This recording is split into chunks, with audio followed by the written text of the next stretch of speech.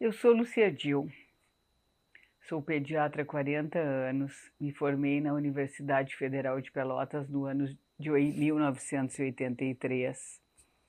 Sempre fui uma ótima aluna e jamais pensei em fazer pediatria. Olha o que é o destino.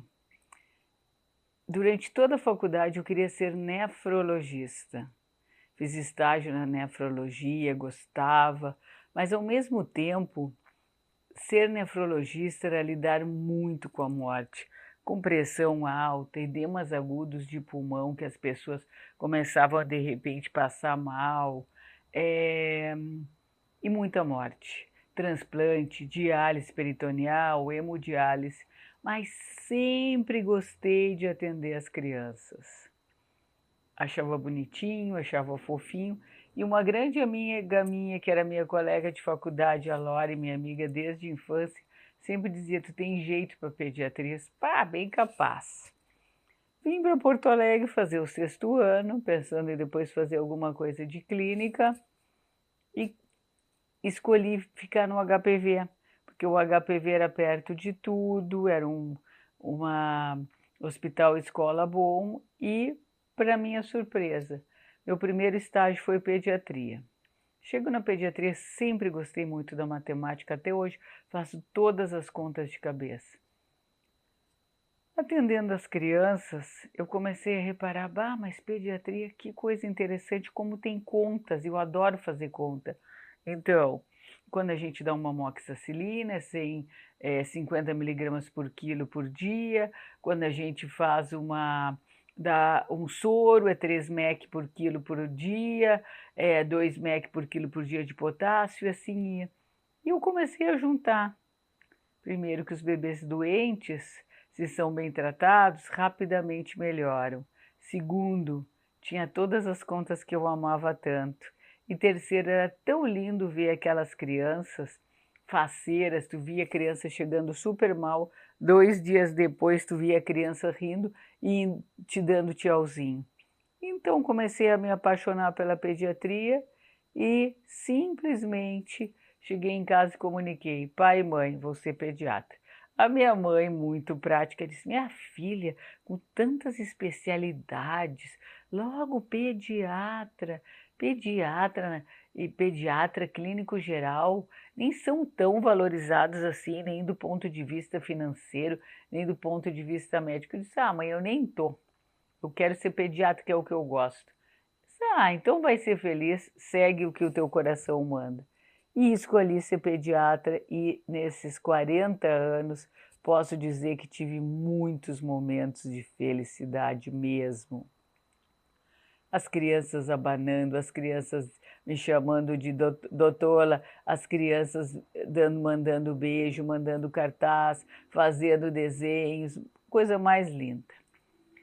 Passei na residência de pediatria no Hospital Presidente Vargas, que eu adorei, gostei de tudo, mas eu queria trabalhar.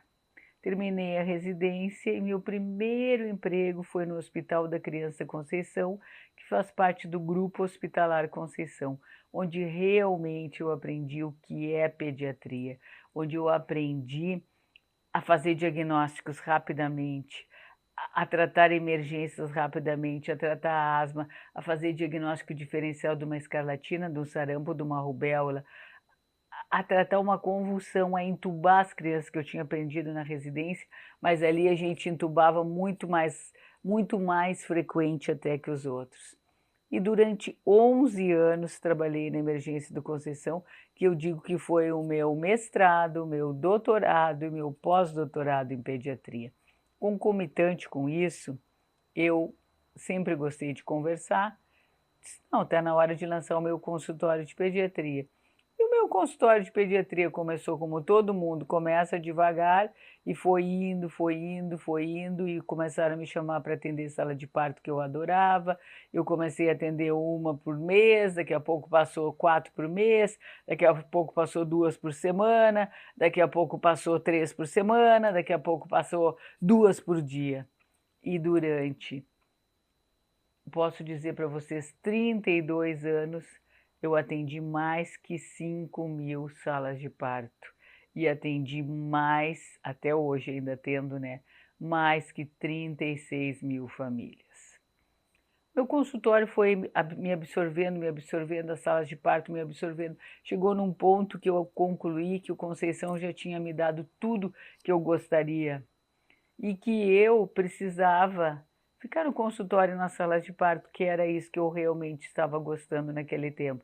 Porque também fazer plantão, convenhamos, não é interessante, é bom, paga bem, mas fazer plantão é puxado. E aí larguei o meu emprego e fui aventurar sozinha. E todo este período, eu até hoje posso dizer, foi a melhor decisão que tomei. Meu consultório aumentando, aumentando, cada vez eu vendo mais pacientes, cada vez aparecendo doenças novas, cada vez aparecendo coisas novas, estudando, trabalhando, atendendo parto, conhecendo famílias. Com isso, eu conheço quase muitas pessoas em Porto Alegre, eu conheço muitas famílias e eu conheço muita gente e fiz parte da família de muitas pessoas, que esse é o maior prazer que um pediatra pode ter, ser parte da família de um bebê, ser parte, conhecer. Inclusive, eu sempre brinco, eu sei até o nome do cachorro das famílias. Eu conheço o vô, a avó, o Dindo, a Dinda, conheço o cachorro, conheço a babá, conheço todo mundo. E assim eu me tornei uma pediatra muito conhecida na cidade. Neste período tudo, como a vida é um aprendizado, eu sempre digo, eu era uma médica do crescimento. O que eu quero dizer com isso? Que eu, durante muitos anos da minha vida, eu me preocupei em atender muito bem as crianças. Sempre gostei da nutrição, sempre gostei de falar de alimentação, introdução alimentar, mas durante muitos anos da minha vida eu me preocupei com peso e um pouco com desenvolvimento, mas nunca me preocupei com criação de filhos. Nunca me preocupei em saber. Claro que tem marcos do desenvolvimento que a gente é obrigada a saber e até ver se está tudo bem, mas não profundamente. Ganhou peso, não ganhou peso, come isso, não come aquilo, faz tal vacina. Uma médica voltada em tratar doenças, uma médica voltada não em prevenir doenças, apesar de que a pediatria sempre é uma das especialidades mais preventivas que tem. Até que eu descobri a neurociência. Na realidade, nem foi depois da pandemia. Uma grande amiga minha me apresentou um neurocientista que se chama Joe Dispenza. E eu e ela fomos assistir, fazer parte de um seminário em Boulder, no Colorado, do Joe Dispenza, um encontro de 4 dias com o Joe Dispenza. Eu nem sabia muito o que era neurociência, porque a gente não aprendia. Na faculdade ninguém falava nisso, quem falava nisso eram as psicólogas. E aí eu comecei lá a me dar de conta do poder do cérebro, o que o nosso cérebro faz, o que a gente faz para melhorar, qual é a importância do cérebro, do crescimento do cérebro, da plasticidade da criança, a neurociência. Me apaixonei. Passou-se um tempo, entrou a pandemia, eu disse, sabe o que eu vou aproveitar essa pandemia? Fazer uma pós em neurociência e comportamento. Fiquei mais apaixonada ainda. E de uma hora para outra eu descobri essa tal da parentalidade, que nada mais é a criação de filhos. Então eu, uma médica que cuidava das crianças se estavam ganhando peso ou não, dava um pouco de importância, mas não muito ao neurodesenvolvimento, me vi diante da criação de filhos, me vi diante de falar de apego seguro, de falar de rotina. Descobri que hoje em dia a gente já tratou, já resolveu, já diagnosticou, já usou exames de tantas doenças, mas a gente até hoje não foi capaz de ajudar os pais a criar os filhos de uma maneira melhor. Sempre pensando que filho, uma criança, dependendo dos hábitos que ela tem, dependendo do jeito que ela é criada, isso molda o seu futuro, isso transforma o seu futuro. E a partir deste momento em que eu entendi a importância da neurociência, quando eu comecei a entender sobre o cérebro, entender que a nossa vida é feita, eu sempre digo, nós somos como se fosse uma casa em construção. A base da casa, as fundações da casa são a nossa genética. E o que a gente recebeu herdado.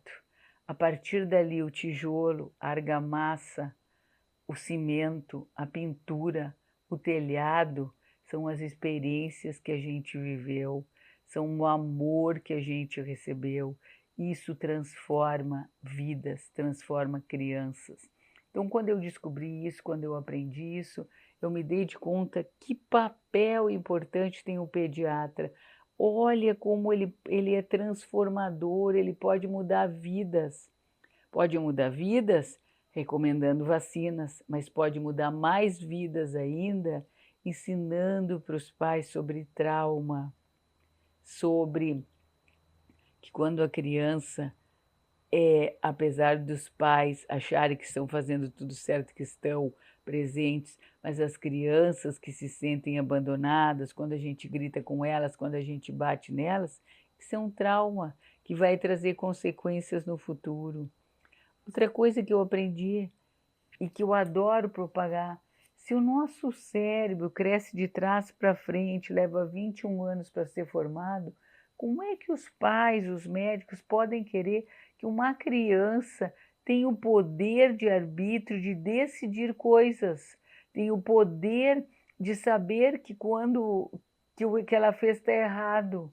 Então, esta capacidade, ensinar isso para os pais é transformador. Quando os pais se dão de conta como que é o cérebro da criança, que a criança é um cérebro em formação, que aquele cérebro precisa ser regado com amor, com conexão, com presença, mas que o nosso córtex pré-frontal, responsável pelo nosso raciocínio, pelo nosso pensamento lógico, pela nossa tomada de decisão, gerenciamento de risco, um pouco das nossas emoções, um pouco das nossas memórias, isso só é formado quando você está em torno de 18 até os 25 anos. Então, eu não posso querer que um adolescente não corra risco, porque ele não tem essa capacidade. Eu não posso querer que uma criança, quando faz birra e eu falo com ela, ela entenda que ela está errada. Isso é o poder do pediatra, explicar isso para as famílias, trazer uma maternidade, uma paternidade mais leve, com ciência, de maneira que as famílias entendam que as crianças estão se formando e que elas não são adultos em miniatura, pelo contrário, elas estão evoluindo, elas estão crescendo, elas estão se desenvolvendo e através dessa nossa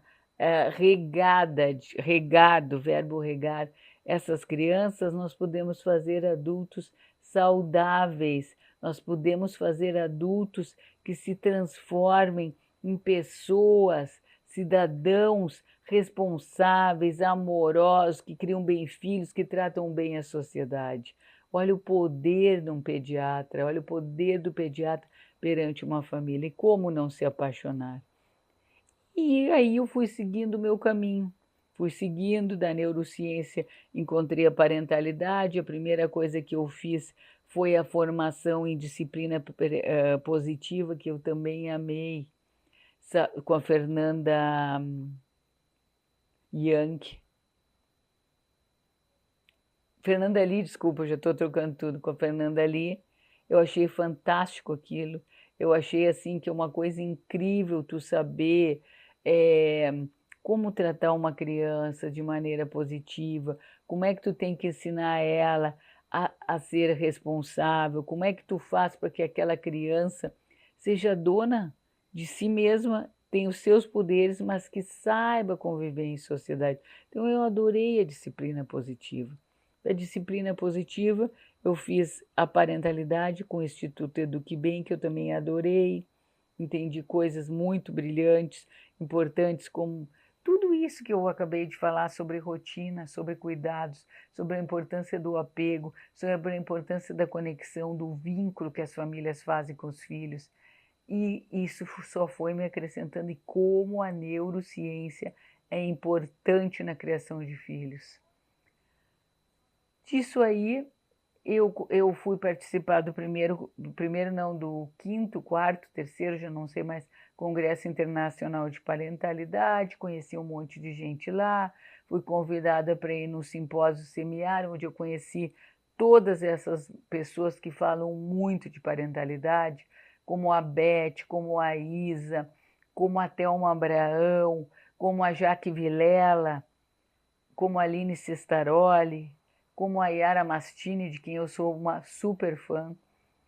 E resolvi que além de eu fazer a pediatria raiz, ensinar, dar dicas de pediatria prática para mães reais, eu também tinha que usar todo esse conhecimento e essa nova paixão que eu encontrei, auxiliando as famílias a criar melhor seus filhos.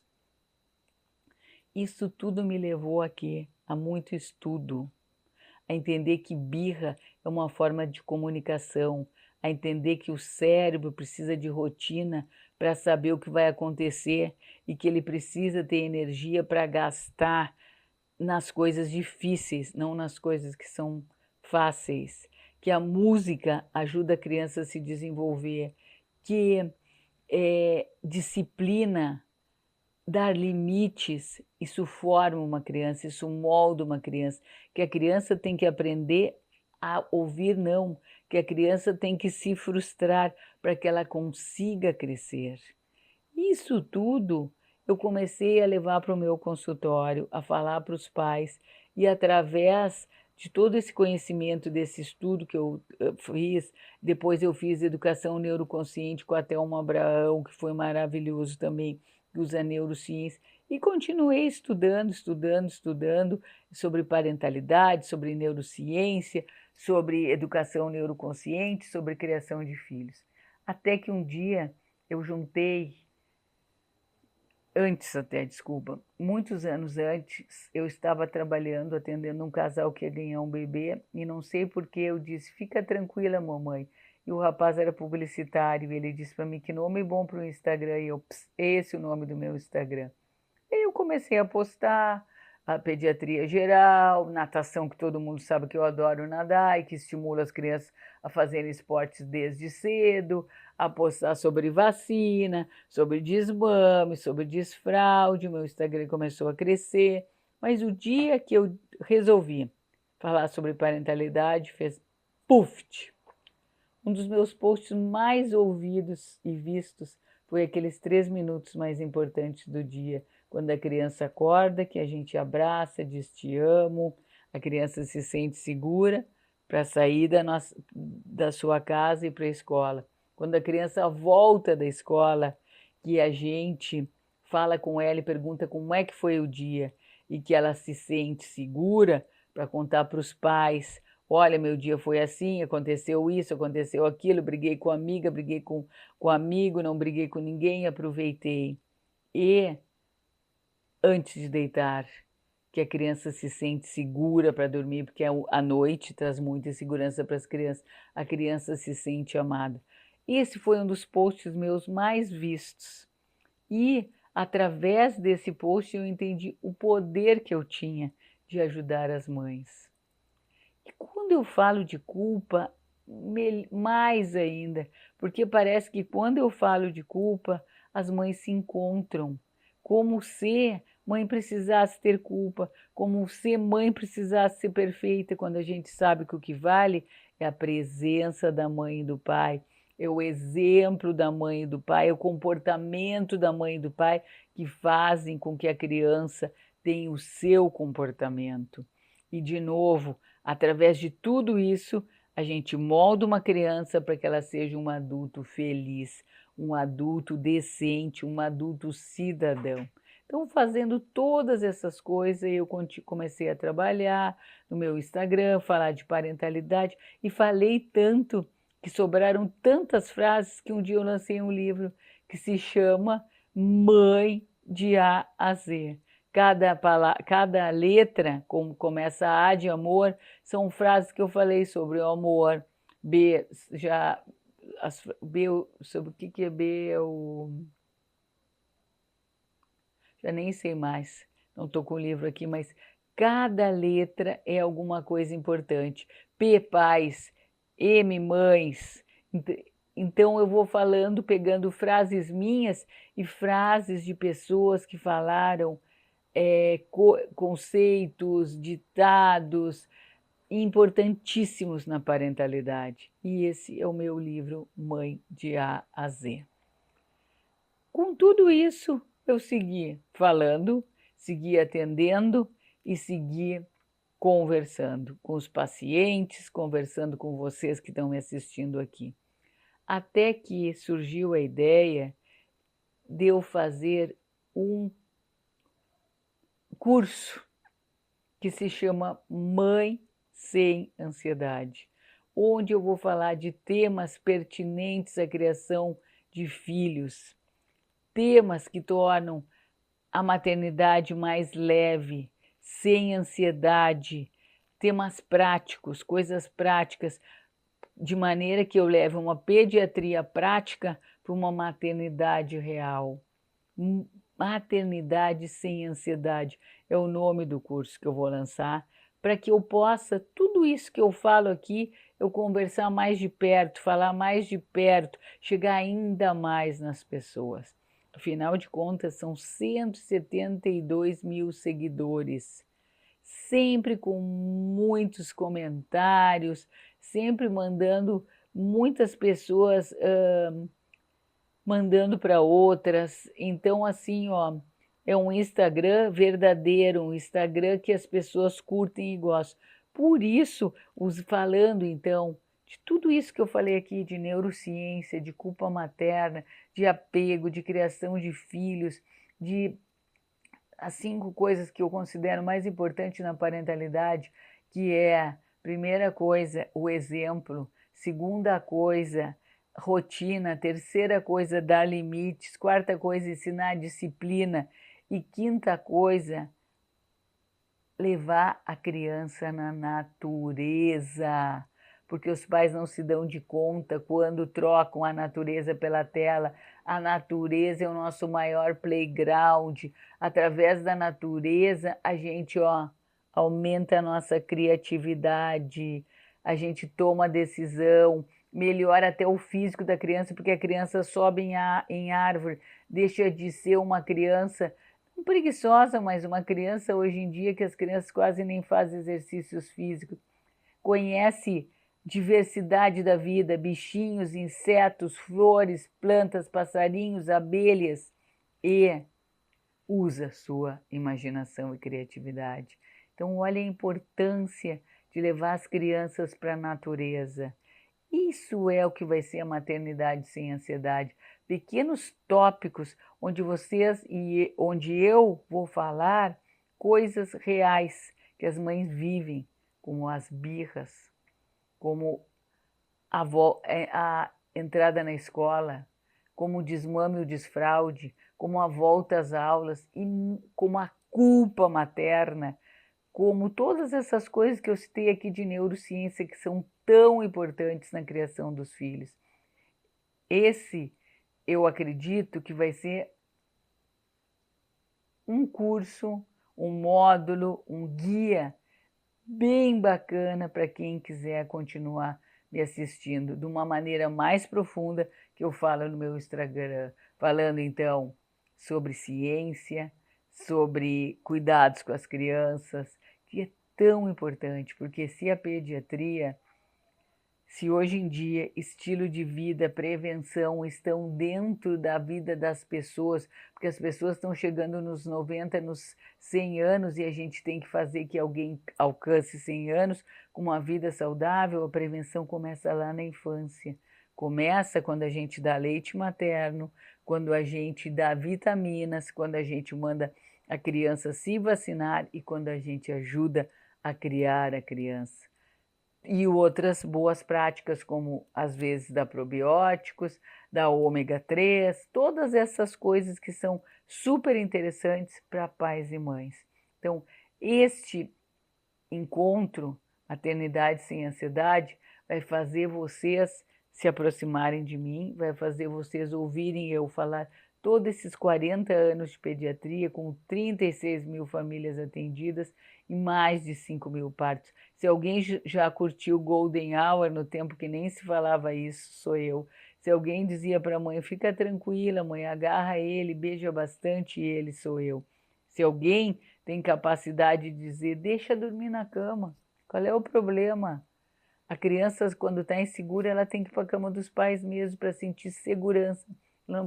Não é que é para ela dormir a noite inteira com os pais, mas quando ela tem medo, vai para a cama dos pais.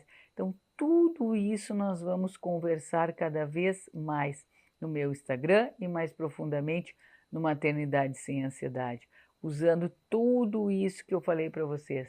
40 anos de pediatria, 40 anos de felicidade, 40 anos de João, Antônio, Maria, Rosário, Cláudia, Alice, Fernanda, Gabriela, Gabriel, João Pedro, João Felipe, Noah, que agora é um nome que tem tanto, Cecília, Celina, essas seres maravilhosos que fizeram com que a minha vida fosse realmente e é realmente uma vida feliz, uma vida acompanhada, uma vida com propósito e uma vida com muita alegria. Porque eu acho que assim, ó, eu além de ser pediatra, eu recebo diariamente injeção de vida, injeção de alegria, injeção de olhar e pensar que, como eu falo para meus pacientes, problema temos. O que interessa é a maneira como tu vê e enxerga o problema. Ele pode ser um elefante ou ele pode ser um ratinho, mas isso depende de como a gente leva a vida. Então, quem quer vir comigo no Maternidade Sem Ansiedade é para levar a vida e também, às vezes, deixar a vida me levar. É um prazer ter falado isso com vocês, ter contado a minha história, ter contado do meu livro, ter contado todas as experiências, que às vezes também tem experiências que são difíceis. Tem casos, às vezes, que a gente também fica estressado, chateado, preocupado, mas são tantos casos que a gente fica tão feliz que eu posso dizer, apesar de alguns pequenos percalços, a minha vida realmente foi uma vida de felicidade. Um beijo bem grande para quem veio até aqui.